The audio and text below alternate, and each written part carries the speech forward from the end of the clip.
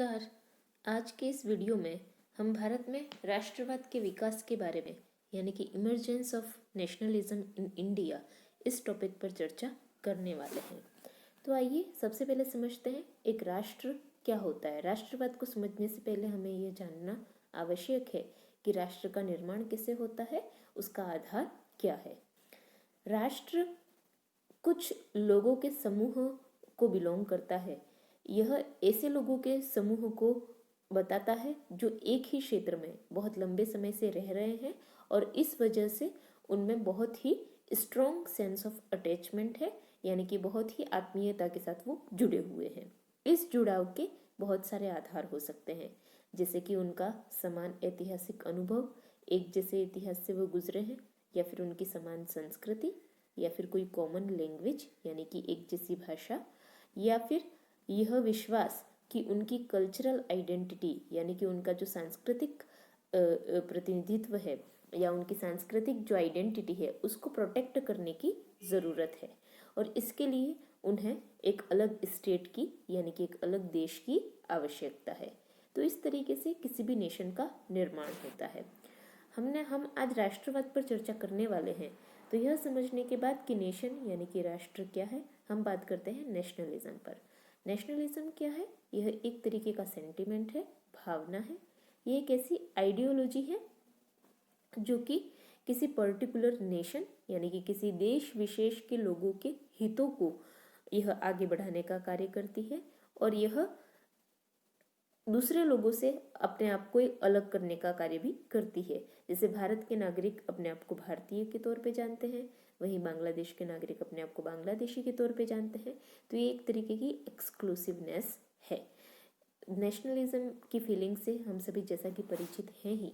तो आइए हम बात करते हैं कि क्या कारण होते हैं जिनकी वजह से भारत में 19वीं शताब्दी के आसपास राष्ट्रवाद का उदय होता है और इसमें कहाँ तक अंग्रेजों का रोल है या कहाँ तक अन्य कारणों का रोल है उसके बारे में हम बात करने वाले हैं। जो सबसे पहला कारण है भारतीय राष्ट्रवाद के उत्थान का, वो है भारत का राजनीतिक एकीकरण। अंग्रेजों के आने से पहले हम देखते हैं कि भारत जो है वो बहुत ही छोटी छोटी रियासतों में बटा हुआ था, लेकिन अंग्रेजों के आने के बाद प्रशासनिक और राजनीतिक एकता स्थापित होती है। या तो भारतीय प्रांत प्रत्यक्ष रूप से अंग्रेजों के अधीन होते हैं या फिर जो देशी रियासतें होती हैं वो अप्रत्यक्ष रूप से अंग्रेजों के अधीन आ जाती हैं। तो इस वजह से एक समान माहौल बनता है, एक जैसी अधीनता है, चाहे वो देशी रियासतें हैं या चाहे वो ब्रिटिश आधिपत्य वाले प्रांत हैं। उनकी एक जैसी समस्याएं हैं और सब जगह एक जैसे कानून हैं।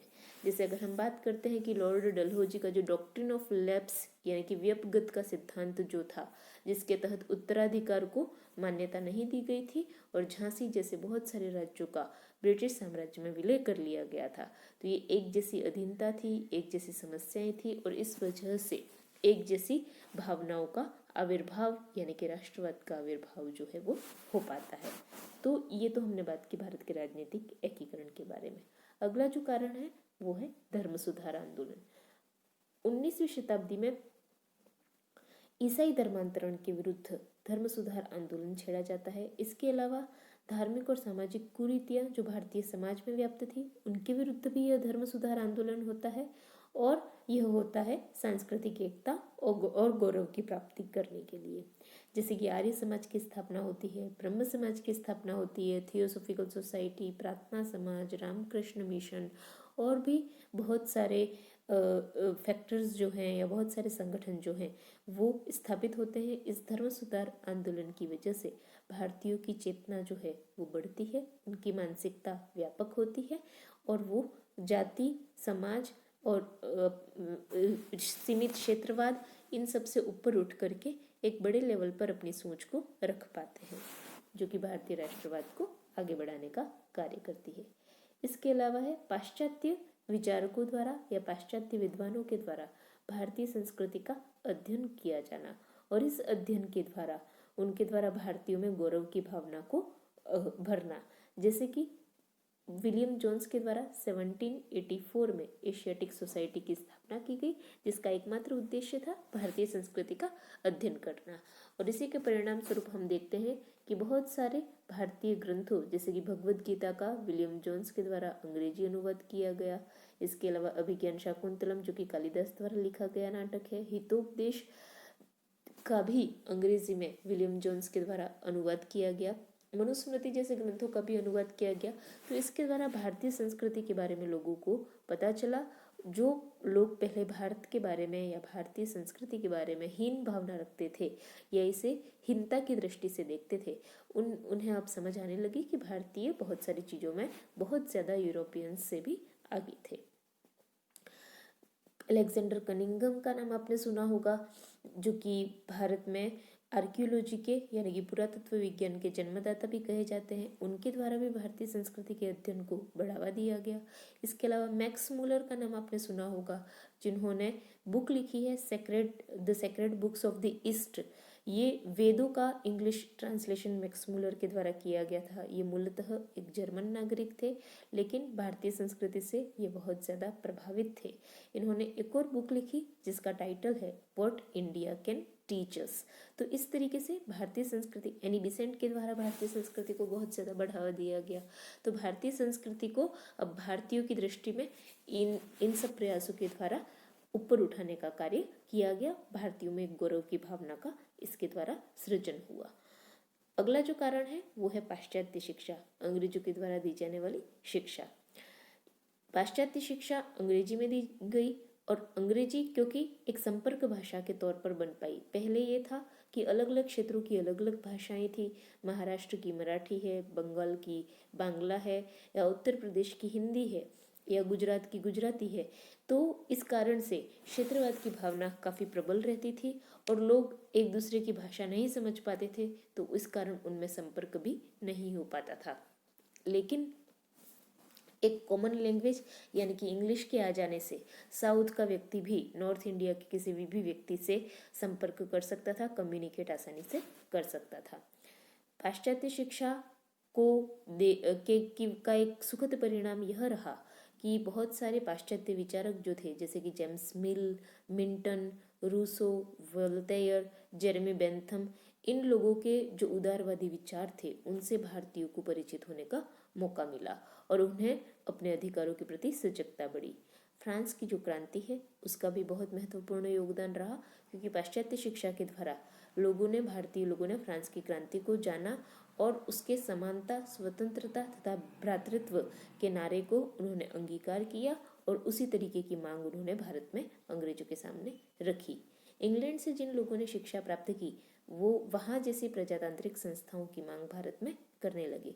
जैसे कि महात्मा गांधी इंग्लैंड से बैरिस्टर की उपाधि लेकर के आए थे, तो उनकी जो सोच थी वो ये थी कि इंग्लैंड में जिस तरीके की डेमोक्रेटिक इंस्टीट्यूशंस हैं वैसे भारत में भी स्थापित होने चाहिए। ऐसे बहुत सारे एग्जाम्पल थे उस समय पर। पाश्चात्य शिक्षा के बाद अगला कारण हम देखते हैं प्रजातिगत विभेद की नीति, यानी कि रेसिज्म की जो नीति अंग्रेजों के द्वारा अपनाई गई, जिसमें भारतीयों को उन्होंने बहुत ही हीन दृष्टि से देखा, बहुत ही बुरे शब्दों से इन्हें संबोधित किया गया। इस कारण से प्रजातिगत विभेद की ये जो नीति है इसने भारतीयों में अंग्रेजों के प्रति एक असंतोष की भावना को जन्म दिया। इसके बाद 1858 की महारानी विक्टोरिया की घोषणा हुई, जिसमें यह कहा गया कि भारतीयों में रूप, रंग, जाति, जन्म स्थान आदि के आधार पर किसी भी प्रकार का भेदभाव नहीं किया जाएगा। लेकिन व्यवहार में फिर भी प्रजातिगत विभेद की जो नीति थी वो अंग्रेजों के द्वारा जारी रही। वो रेसिस्ट पॉलिसी अपनाते रहे, जिससे भारतीयों में असंतोष जो था वो बढ़ता रहा। सुरेंद्रनाथ बनर्जी के द्वारा इंडियन सिविल सर्विसेज में सिलेक्शन के बावजूद उन्हें जब हटा दिया गया अंग्रेजों के द्वारा, तो इसके अगेंस्ट एक सिविल सर्विसेज आंदोलन हुआ और उस सिविल सर्विसेज आंदोलन ने भारतीयों की चेतना को बढ़ाने का कार्य किया। इसके बाद हम देखते हैं कि समाचार पत्रों और साहित्य का जो विकास हुआ उसने भी भारतीय राष्ट्रवाद को आगे बढ़ाने का कार्य किया। जो सबसे पहला समाचार पत्र भारत में छपा उसका नाम है बंगाल गजट। यह J.A. हिक्की के द्वारा प्रकाशित किया गया था 1780 में कलकत्ता से। यह क्वेश्चन कई बार ऑब्जेक्टिव एग्जाम्स जो होते हैं कॉम्पिटिटिव उनमें पूछा भी जाता है। इसके अलावा भी बहुत सारे पत्रिकाएं, बहुत सारे समाचार पत्रों का की स्थापना हुई इस समय पे, जैसे कि अमृत बाजार पत्रिका, संवाद कौमुदी बाल गंगाधर तिलक के द्वारा प्रकाशित करवाए गए, मराठा और केसरी राजा राम मोहन राय के द्वारा प्रकाशित करवाया गया, संवाद कौमुदी, मीरात उल अखबार, ऐसे बहुत सारे दर्जनों अखबार जो हैं वो इस समय निकलने लगे और उन्होंने अंग्रेजी शासन के खिलाफ एक माहौल बनाने का कार्य किया, भारतीयों की समझ बढ़ाने का कार्य किया। भारतेंदु हरिश्चंद्र नामक एक लेखक के द्वारा भारत दूरदर्शा नामक नाटक की रचना की गई 1874 में, जिसमें भारतीयों पर होने वाले अत्याचारों का वर्णन किया गया। इसने भी लोगों को जागरूक बनाने का कार्य किया। इसके अलावा बंकिम चंद्र के द्वारा आनंद मठ की रचना की गई। बंकिम चंद्र वही हैं जिन्होंने वंदे मातरम लिखा है और यह वंदे मातरम इसी आनंद मठ उपन्यास का एक भाग है जो हमारा राष्ट्रीय गीत है। तो बंकिम चंद्र के द्वारा जो आनंद मठ लिखा गया था वह मूलतः बंगाल में एक सन्यासी विद्रोह जो हुआ था उस पर आधारित था, लेकिन इसमें भारत की स्वतंत्रता की मांग को बहुत ज़्यादा बढ़ा चढ़ाकर बताया गया था और इस हेतु युवाओं से आह्वान भी किया गया था। तो इस तरीके का साहित्य जो है उसने भारतीयों की चेतना को बढ़ाया। इस तरीके के लेखक जो हैं वो अलग अलग भाषाओं में अलग अलग लेखक हुए हैं, जैसे कि मराठी भाषा में चिपलूणकर के द्वारा, गुजराती में कवि नर्मद के द्वारा, तमिल में सुब्रमण्यम भारती के द्वारा राष्ट्रवादी रचनाएं लिखी गई। इसके बाद अब हम बात करते हैं, अगला जो कारण है वो है अंग्रेजों के द्वारा किया जाने वाला आर्थिक शोषण। इस आर्थिक शोषण को दादा भाई नौरोजी के द्वारा अपने धन निष्कासन के सिद्धांत में बखूबी समझाया गया है, जिसमें दादा भाई नौरोजी के द्वारा यह कहा गया कि अंग्रेज जो हैं वो भारत से टैक्स तो वसूल करते हैं, लेकिन उस टैक्स के बदले वो भारत को कुछ भी नहीं देते हैं, बल्कि इस टैक्स के से ये अंग्रेजों को जो धन अर्जित होता है वो सीधे कहाँ पहुँचा दिया जाता है, लंदन पहुँचा दिया जाता है, अलग अलग रूपों में, चाहे वो सैलरी के तौर पे पहुँचाया जा रहा हो या एक्सपोर्ट के तौर पर पहुँचाया जा रहा हो, तो या होम चार्जेस जो थे ईस्ट इंडिया कंपनी के उसके तौर पर पहुंचाया जा रहा हो। तो क्योंकि कोई भी राजा जो होता है वो अगर प्रजा से टैक्स वसूल करता है तो उसके बदले वो प्रजा के विकास का, राज्य के विकास का कार्य करता है, लेकिन अंग्रेजों के द्वारा यहाँ से जो टैक्स वसूल किया जा रहा था उसके बदले में भारत को कुछ भी नहीं मिल रहा था। तो इसी कारण यह कहा गया, एक बहुत ही फेमस विद्वान के द्वारा यह कथन कहा गया कि गंगा का पानी जो है वो निचोड़कर बादल बनता है और बादल, ये जो बादल है वो वर्षा करता है लंदन में टेम्स नदी के किनारे, यह भारत में वर्षा नहीं करता है।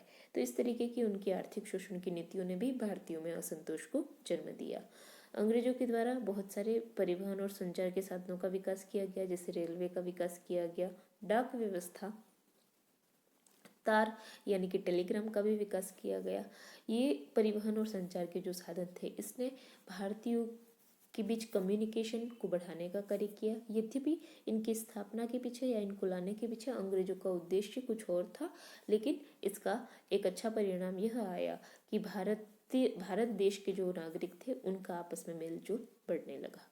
लॉर्ड लीटन की नीतियाँ, लॉर्ड लीटन जो कि 1874 से 1880 ईस्वी तक जो भारत के गवर्नर जनरल रहे हैं, उन्होंने ऐसी बहुत सारी प्रतिक्रियावादी नीतियाँ अपनाई जिनकी वजह से भारत में असंतोष बढ़ा। जैसे कि इन्होंने इंडियन सिविल सर्विसेज की अधिकतम आयु सीमा को 21 वर्ष से घटाकर